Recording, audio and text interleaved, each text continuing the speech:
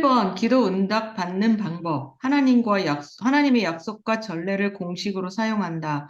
성경에서 믿음의 선조들이 이미 경험하고 성경에 기록이 남은 것은 시공을 초월해서 공식으로 정해진 것이다. 자신이 만난 문제와 유사한 전례를 찾아서 내용을 비우고 자신의 문제를 대입하여 기도하면 공평하신 하나님이 똑같이 응답을 주신다. 하나님의 말씀을 시공을 초월해서 효력이 있다. 히브리서 4장 12절. 하나님의 말씀은 살아있고 활력이 있어 좌우의 날선 어떤 검보다도 예리하여 혼과 영과 및 관절과 골수를 찔러 쪼개기까지 하며. 네, 그것까지. 그 밑에 이제 사례들이고요. 그래서 제가 또 이제 강조하고 싶은 것은 뭐냐면, 이 기도응답이라는 게 굉장히 막연해요. 그냥 막, 옛날엔 요즘은 그런 것도 안 하는 주여 삼창하고 막 그냥 막 기도를 막 소리소리를 부르짖어 기도한다고만 되는 것도 아니고, 그것도 이제 많이 해본 사람이나 또 성향이 있어야 하는 거지. 대부분 사람들은 옆에서 막 소리질러 기도할 때 자기 기도가 안 되면 그냥 그게 그 자리 가운데 들어 앉아 있으면 고문받는 것 같단 말이죠. 남들 하는데 나는 그거 쳐다보는 것 같고 기도도 안 하고 이렇게 하기 때문에. 그렇다고 이제 어떤 사람처럼 뭐 그냥 눈 감고 그냥 뭐 1시간 때우고 있어가지고 1시간 됐나. 그런다고 될 것도 아니고. 막연하게 기도라는 게 쉬운 것 같은데 가장 우리가 많이 사용하는 말 중에 이제 기도합시다. 기도하면 됩니다. 그런데 이게 굉장히 사실은 어렵다고요. 그래서 이제 그 어떤 기도라는 건 제가 히브리 4장 2절을 자주 말씀드리는데 그 성경 말씀에 이제 믿음을 붙여야 유익하다는 거거든요. 어떤 결과를 얻는다는 얘기인데 성경은 이제 약속을 크게 보면 약속과 또 전례가 있단 말이에요. 그 약속을 믿고 기도해서 응답받은 전례. 그것이 이제 수학 공식과 비슷하다. 그 수학이 웬 수학이냐 생각할 수 있지만 수학은 이제 뭐 진리단 말이죠. 진리는 시공을 초월해서 똑같은 원인의 똑같은 결과를 가져오는 거거든요. 수학 문제가 그런 거란 말이죠. 미국에서나 한국에서나 뭐 소련에나 똑같단 말이에요. 그런 것처럼 이제 아브라함 때나 또 모세 때나 지금이나 성경 말씀은 공식과 같이 수학 공식과 똑같은 원인의 똑같은 결과를 가져올 수 있다는 거죠. 그러니까 막연하게 부르짖어 기도만 할 게 아니라 내 문제와 유사한 문제를 가지고 우리보다 먼저 하나님 앞에 기도 응답받은 사람들, 선조들이 성경에 기록이 나왔는데 그중에서 가장 모범적인 사례가 뽑혀서 나와 있는 거예요. 그러니까 모범 답안처럼. 그리고 그것을 잘 찾아가지고 거기에 내 문제를 이제 대입하는 거죠. 모세가 응답받았으면 제가 모세 민수기 14장 가장 모범적인 기도 내용으로 소개를 자주 하는데 거기서 모세가 경험했던 그 당시의 내용들을 빼고 나의 문제를 거기다 대입을 시켜가지고 기도하는 거죠. 내용은 간단해요. 모세 응답 주신 하나님 저에게도 응답을 주세요. 모세가 가졌던 믿음을 저에게도 주십시오. 이런 식으로 그걸 활용하게 되면 밑도 끝도 없이 그냥 가만히 앉아 기도하는 막 소리를 지르고 뭐 답답하면 이제 방언기도 할 수 있겠지만 방언만 하는 것도 사실은 깝깝한 때가 많죠. 그냥 이 속에 답답한 심정을 뭐 토로하고 하지만 방언 통역이 안 되면은 뭐라고 하는지를 모르고 그냥 시간만 때우는 것 같기도 하고 그런 회의가 있거든요. 그러니까 그렇게 하더라도 일단은 어떤 약속과 전례를 담아 살 필요가 있다. 뭐 제가 많은 얘기를 들었습니다만 자식이 또 그렇고 우리 자신이 지혜가 부족하다 그러면 야고보서 1장에 보면 지혜가 부족하면 구하라. 그럼 후히 주실 것이 않는다. 그런 말씀이 있고 그런 행동을 해야 되지 않나요? 그러면 내 자식이 학교 다니는데 정말 공부를 못한다 그러면 이 솔로몬처럼 1,000번제를 드려요. 새벽에 드리던 또 주일마다 드리던 그러면서 하나님이 이제 솔로몬의 그 1,000번제를 받고 지혜의 응답을 주신 것처럼 그렇게 하는 거죠. 그래서 이제 거기 지혜가 뭐냐? 그럼 규정이 나와 있어요. 듣는 귀입니다. 듣는 귀. 지혜의 기본은 이 자문에도 보면 이제 지혜와 지식의 근본은 하나님을 경외하는 거라는데 경외하는 게 뭐냐면 하나님 말씀을 듣는 거거든요. 듣고 실천하는 거. 또 학교 아이들이 공부 잘하는 거 선생님 말씀을 듣고 이해하면 공부 잘하는 거예요. 또 지혜 있는 아이들은 아빠 엄마 얘기를 잘 귀담아 듣거든. 이해를 하는 거지. 듣는 마음이거든요. 그래서 그냥 막연히 지혜를 줬는데도 뭔지를 모르거든요. 그러니까 이런 걸 연구해서 지혜를 준다고 해서 주실 줄 믿습니다. 기도하고 저 솔로몬처럼 같은 기도 응답 받고 싶어요. 우리 아이의 이름을 놓고 일천번제를 드리면서 설명해 주셨던 동일한 복 주세요. 공평하신 하나님께 줄 믿습니다. 그래서 우리 아이가 하나님 말씀 듣는 그 마음을 갖게 하시고, 학교 가서는 선생님 말씀 잘 듣고, 직장 가서 일 잘하는 건 뭐예요? 그 사장이나 하는 사람들 얘기를 잘 들으면 되거든. 또 뭘 만드는 사람들도 이제 그 클라이언트라고 하죠. 뭐 이 주문자라고 그래요. 하여튼 뭐 이렇게 뭐 이 요구하는 사람들에게 잘 얘기를 들어 거기에 딱 맞춰가지고 뭐 해주면 성공하는 거죠. 다른 게 아니라. 그런 식으로 이제 성경 말씀의 근거를 삼아서 그걸 공식 삼아서 거기다 그동안에 앞서던 사람들의 내용을 비우고 내 가족이나 내 문제를 대입시켜서 기도하면 된단 말이에요. 그리고 기다리는 거죠. 어떤 결과가 있는지. 그럼 기도하면 바라보라고 했으니까 그런 기도를 꾸준히 하면서 하루 이틀, 3일, 한 달씩 보면서 우리 아들이 그렇게 속을 새기고 그러면 아들을 하나님 어떻게 그 변화시키는지를 이제 지켜보는 거죠. 또 기도하고 또 헌금하고 또 기도하고 이러면 어떻게 변하는지 좀 손을 떼고 무거운 짐을 맡기고 바라보는 거죠. 그럼 얘가 달라진다니까? 그런 재미로 신앙생활 하는 거예요. 기도 생활도 하고. 자, 그 다음에 13번 또 읽으세요. 13번 성경은 2000년 전에 끝났다. 이 성경 속에 사람이 일생을 사는 동안에 필요한 모든 진리, 공식이 다 들어있다. 진리는 시공을 초월해 똑같은 원인에 대해서 똑같은 결과를 낳게 한다. 성경의 약속과 전례가 수학의 공식과 같다. 공통 수학의 내용이 집합과 명제, 수화식, 방정식, 부등식, 도형 방정식, 함수 등인 것과 같이 신앙생활에서 모든 성도들이 공통적으로 알고 활용할 진리가 정해져 있다. 예수께서 누가복음 4장 18절에 언급한 내용이다. 이것은 예수를 믿고 아담의 원죄의 저주를 풀어버린 사람들이 생육 번성하기 위한 약속에 의한 것이다. 지상의 삶의 결과에 대한 심판에 대해서도 중요한 심판의 목록이 예고되었다. 마태복음 25장 35절부터 36절이다. 내가 줄일 때에 너희가 먹을 것을 주었고 목마를 때에 마시게 하였고 나그네 되었을 때에 영접하였고 헐벗었을 때에 옷을 입혔고 병들었을 때에 돌보았고 옥에 갇혔을 때에 와서 보았느니라. 여기에 마태복음 25장 24절에 달란트 심판 같은 것들이 추가될 수 있다. 오늘날 또는 모든 시대의 성도들은 새로운 약속과 전례를 구할 필요가 없다. 이미 다 주어진 공식을 활용해서 수학 문제를 풀듯이 문제를 풀면 된다.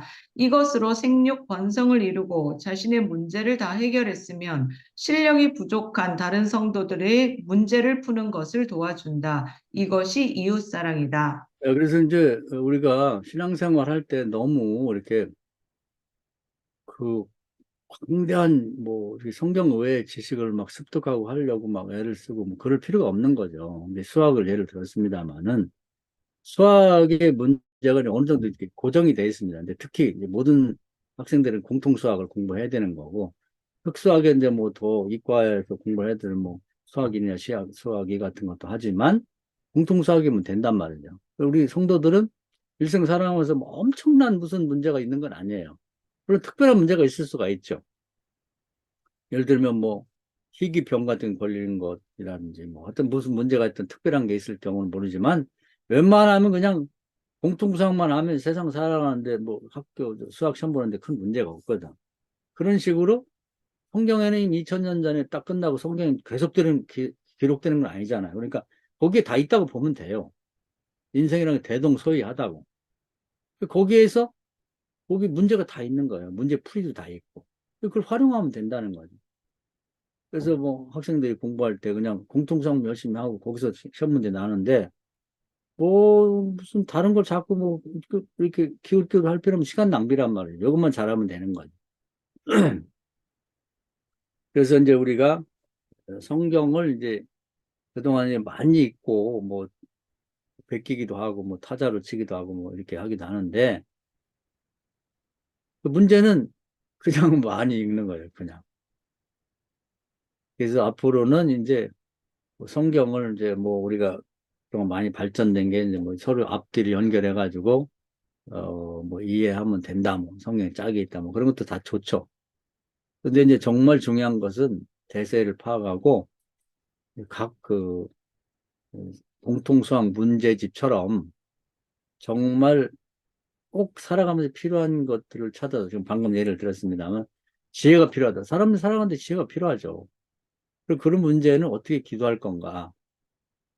그런 것들을 이제 뽑아가지고 문제집과 사례집을 만드는 게 필요한 것 같아요. 근데 그걸 제가 과거부터 만들어 보고 싶었는데 기회가 안 돼서 못 만들고 있는데 그래서 이제 그 수학 같은 경우도 문제집도 이렇게 뽑아보면 그 단원별로 이제 몇 문제씩 뽑아서 이제 그것만 풀면 나머지들을 응용할 수 있거든요. 그런 문제집과 뭐 해답집, 뭐 참고서 같은 게 신앙생활 필요하다. 그런 생각을 많이 갖습니다. 그래서 우리 이 신앙의 기초 원리냐 이런 것들이 그런 걸 시도하는 과정에서 이제 완성되지는 못했어요. 이제 그건 반드시 해야 될 것 같습니다. 그래서 성경을 교과서로 놓고 그다음에 참고서 문제집으로 이제 사람들이 제공해야 될 필요가 있다. 그러면 요즘 사람 머리가 좋으니까 또 뭐 그걸 잘 활용할 수 있으라고 생각해요. 사실 공통 수학이니 뭐 수학 1, 2 같은 건 학교 다닐 때 많이 배우는데 실상을 나와도 별 필요가 없거든요. 방정식이 뭐 이런 거 무슨 필요가 있겠어요. 그냥 구구단만 외우면 되는 거지. 근데 이제 저는 그런 생각이 들었어요. 이 강의를 준비하고 그동안 제가 수학 얘기도 많이 했는데 수학 얘기 공부를 잘 해놓으면 이게 신앙생활에 큰 도움이 되는 거예요. 그걸 그대로 푸는 걸 성경에서 이제 자기 인생을 푸는데 쓸 수 있다면 수학 문제를 풀면서 경험했던 내용은 뭐 다르지만 사실은 알고 보면 이제 같은 거죠. 수학 문제를 잘 풀 수 있는 사람은 이제 그 인생의 문제, 성경을 인용해서 그 문제도 잘 풀 수가 있다. 그래서 수학 공부를 왜 하느냐 그러면 요즘에 뭐 인문학도 없애고 뭐 이제 철학도 공부 안 하고 수학도 안 하고 뭐 필요한 실용적인 기술만 배우면 된다고 하는데 그렇게 한 사람들은 신앙이 잘하기 어려워요. 근데 세상에 나와서 별 쓸모없는 것처럼 보여도 수학이나 뭐 철학이나 이런 것들을 배워놓은 사람이 이제 잘 그것만 이렇게 활용할 수 있게 하면 어, 어떤 지식 고고학적인 입장에서 이제 신앙생활을 더 잘할 수가 있다. 공부 잘하는 사람이 신앙생활을 더 잘할 수 있다. 이렇게 볼 수도 있는 거죠. 그 다음에 하나 더 있어요. 초체험. 체험이 아니고 실체험이다. 성경의 모든 내용은 과거 있었던 것을 듣고 이해하는 것으로 끝나는 딜타이식의 추체험이 아니고 현재의 실제 체험인 실체험, 즉 실시간 체험, 기적, 하나님의 개입이 되어야 한다. 모든 성경은 과거적인 것이 아니고 과거이면서 현재이고 미래이다. 모든 시대의 성도들은 과거 신앙의 선조들이 지상에 살면서 하나님 나라와 지상의 나라를 동시에 살면서 하나님 나라의 여호와 이레가 지상 나라에서 실현되게 한 것처럼 성도들도 그렇게 해야 한다. 이 사역을 예수께서 우리에게 위임해 주셨다. 예수께서 마태복음 3장에서 성령 세례를 받고 능력을 받은 것처럼 사도들은 사도행전 2장에서 같은 성령을 받았다. 이 시대에는 우리들이 사도들처럼 해야 한다. 예수께서 십자가를 대속할 때 하나님 나라와 지상의 나라 사이에 휘장이 찢어졌고 모든 피조물 속에 속사람이 다시 회복된 것, 즉 실상을 봐야 한다. 나면서 안진뱅이 된 사람 속에 건강한 사람이 들어있는 것이 보여야 품고 간절하게 기도할 수 있다. 긍휼의 마음을 가질 수 있다. 시몬 속의 베드로, 마가의 집의 개척교회, 예루살렘의 성시, 안진뱅이 속에 건강한 자라는 실상을 보고 이들을 품고 기도하여 성령이 임재함으로 거듭나게 해야 한다. 이것이 공적 삶이 감당해야 할 가장 큰 과제이다. 그 스타일처럼 과거에 있었던 것은 이제 추첨해서 그 시대로 돌아가서 거기 있었던 사람, 주인공처럼 이제 같이 경험하는 끝나서는 안 되고, 그걸 이제 현재로 가져와서 우리가 이제 내 문제, 성경에 나와 있는 그 주인공의 문제가 아니라 내 문제에서 이제 똑같은 일을 체험해야 된다는 얘기입니다. 실체험이라고 그러고, 지난번에 이제 실시간 신학론도 얘기를 했습니다만은, 그래서 이제 여기 보면은, 예를 들어서 나면서 안진뱅이 된 사람이 있을 때, 그건 이제 허상이죠. 아담의 원죄 때문에 생긴 건데, 예수를 영접하는 순간에 이제 그 속사람, 영의 사람이, 속사람이 이제 건강한 사람이 그 속에 보이는 거죠. 잉태가 되는 거죠. 글쎄, 네 실상이 보여야 된다는 거예요. 여기 긍휼이라고 하는 말을 썼는데, 긍휼이라는 것은 뭐 어떤 사람이 해석한 거 보니까 엄마가 자기 태에 있는 아이를 잘 키워가지고 태를 찢고 이제 몸 밖으로 내놓는 거죠. 그런 마음, 그런 상태, 이걸 긍휼의 마음이라고 그래요. 긍휼이라고 그러고. 그러니까 이제 굉장히 어렵죠. 그거 하다가 죽는 엄마들도 있으니까.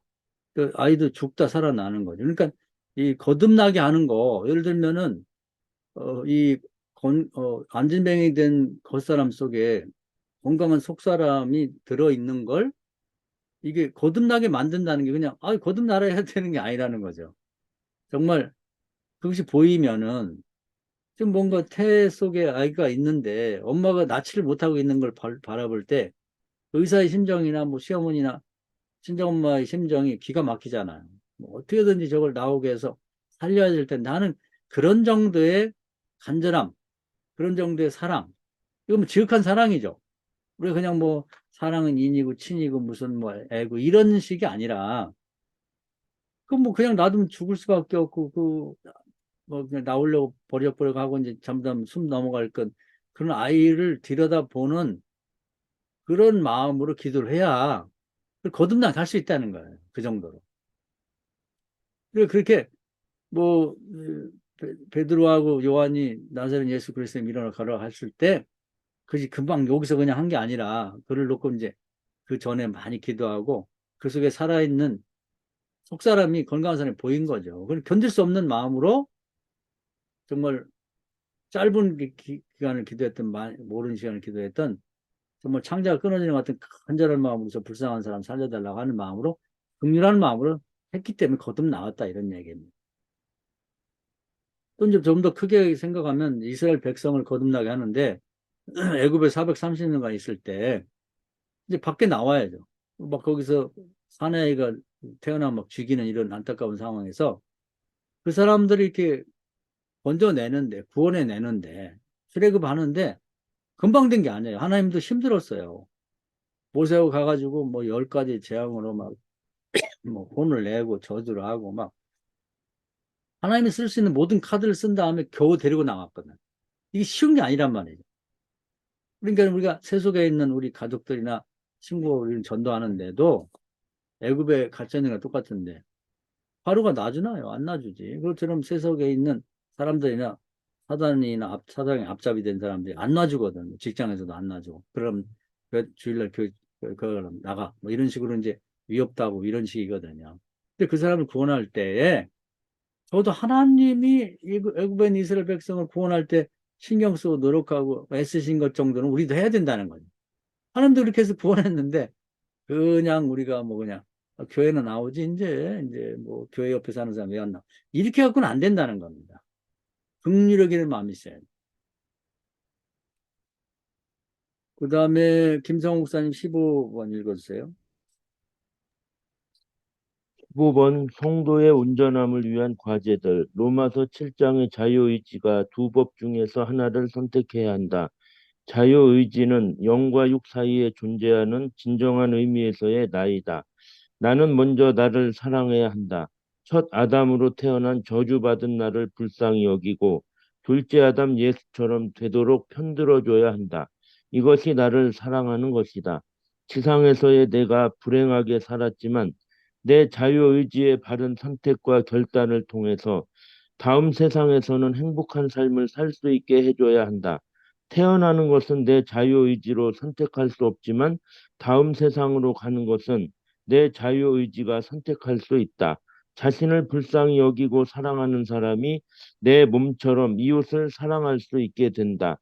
삶의 모든 영역은 이사야 55장에서 언급된 언제나 하나님의 생각과 사람의 생각, 하나님이 가르치는 행동과 사람이 가르치는 행동 중에서 하나를 선택하는 것이고 삶 자체가 이런 과정의 연속이다. 네, 그까지. 그래서 이제 이 거듭남의 문제도 또 이웃을 사랑하냐 안 하는 문제도 이제 서두에 얘기한 대로 이제 각자가 하고 안 하고는 하라고 해서 하는 게 아니라 주체적으로 이제 그걸 결정하고 나는 그렇게 살아야겠다. 내가 주님의 도움을 이렇게 또 내가 구원받은 데는 뭐 음으로 양으로 이제 먼저 믿은 자들의 권면이나 뭐 이런 기도가 있었거든요. 그러니까 나도 다른 사람을 구원하기 위해서 이런 정도의 일을 해야겠다고 하는 걸 정하고 이제 그런 노력을 해야 되는 거죠.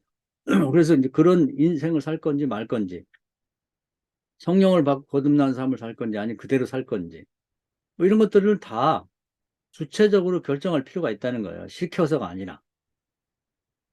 그래 이제 그 주체가 살아난 거죠. 근데 그동안에 이제 의무감에서 뭐 또 뭐 책임감에서 뭐 누가 하라고 하니까 뭐 이런 식으로 살아왔는데 그렇게 하지 말고 내 자유의지가 계속 선택을 하는 거거든요. 그러니까 로마서 한 7장에 바울이 굉장히 중요한 걸 이렇게 보였다고 생각하는데 과거에 그 뭐 여러 가지 그 자격을 갖춘 그런 삶을 살 건지 이걸 그냥 분토처럼 버리고 이방인의 삶을 홀가분하게 주님만 따라갈 건지를 그건 자기가 선택한 거거든요. 거기서 보면은 주님이 강요한 건 아니고 권면은 했죠. 이방인 선교사가 되라. 권면을 했지만 결국 선택은 로마 7장을 보면 이제 고민하면서 오라 난 죽을 것 같은 상황이다. 그런 상황에서 선택을 한 거죠. 주체적으로 선택했다고 봐야 되는 거죠. 이 부분이 굉장히 중요한 거예요. 우리 자유의지가 그래서 이제 자유의지가 부분이 굉장히 어려운 부분이에요. 제가 가끔 그 장례식 설교 얘기를 가끔 드렸는데 그때 보면 이제 영은 하나님부터 왔고 그러니까 영은 나에게 붙여진 거지 사실은 원래부터 내 건 아니거든요. 육체도 땅에서 왔으니 땅으로 돌아가고 그럼 남는 게 있단 말이에요. 그게 나예요. 그게 자유의지라고. 그것이 이제 하나님 앞에 가서 심판을 받게 되는데 육체는 떨어져 나갔고 영은 또 하나님께 왔기 때문에 하나님 가고 나면 이제 그게 나인데 이 나를 내가 붙잡고 있어야 되는 거예요. 요게 이제 결정을 하는 거죠. 내가 성령을 통해 영적으로 붙을 건지 욕망에 따라 육신에 붙을 건지는 내가 결정을 해요. 요걸 붙잡아야 이제 정체성 문제도 이제 해결되는 거고 정체성 확립이 가능한 거예요.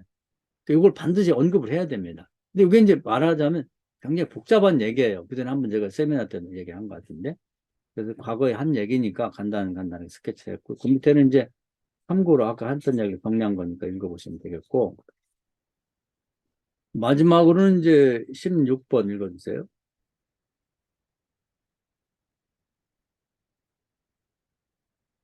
김성욱 목사님, 16번. 예, 16. 성령 충만의 증거. 마태복음 3장, 사도행전 2장, 사도행전 4장, 또 사도행전 16장에 나타난 증거처럼 사람의 오감으로 느낄 수 있을 정도의 성령 임재가 느껴져야 한다. 네, 성령 임재는 이제 뭐 우리가 의식 못하는 가운데 임하기도 하시고 하는데 이제 충만하면 좀 다르다고 봐요. 그래서 뭐 사례를 들자면 많죠. 뭐 출애굽기 3장에도 보면 이제 성령께서 임재하시고 그 속에서 천사가 말하고 하나님이 오셨는데 그때도 보면 이제 타지 않는 불을 이렇게 보였죠. 육신의 눈으로.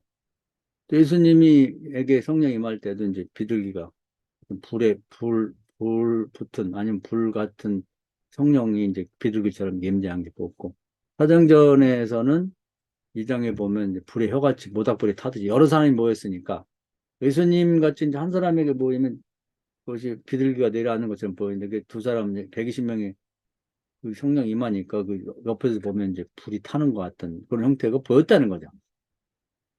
그리고 4장에 보면 이제 성령이 소멸됐다가 거의 소멸 상태가 됐다가 다시 기도에 성령이 임하는데 그때 지진이 일어난 것 같은 형태가 나타나요.